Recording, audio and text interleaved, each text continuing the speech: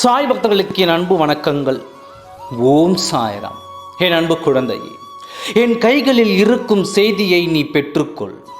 உன் அப்பாவை நீ மன்னித்துவிடு. இப்படி ஒரு செய்தியை நான் கொண்டு வந்து கொடுக்க வேதனையில் தான் நான் இருக்கின்றேன்.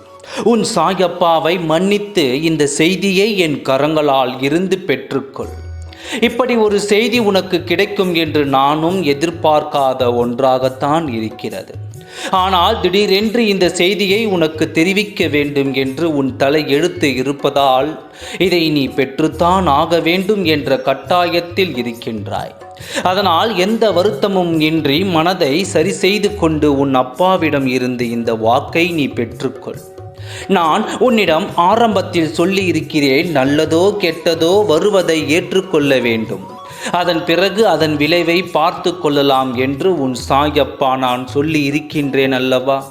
இது இன்பமாகவும் துன்பமாகவும் இருந்தாலும் உனக்கு எந்த விபரீதமோ உனக்கு எந்த இழப்போ வராது என்று உன் சாயப்பா உன்னிடம் சொல்லி இருக்கின்றேன்.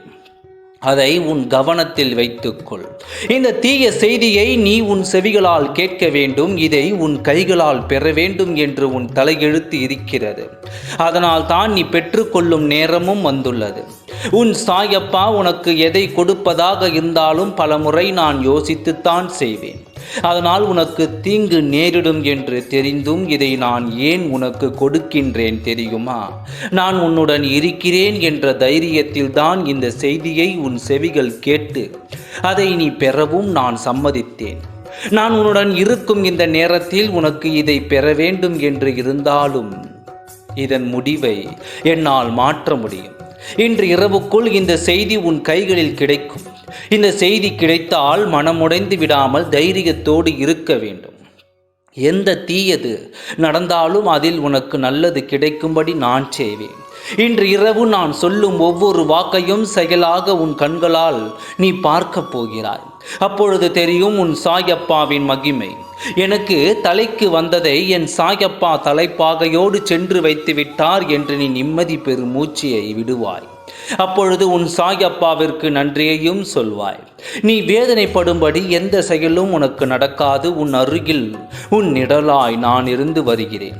எந்த ஒரு தீயதும் உன்னை காற்றாக கூட உன்னை அணுக முடியாது.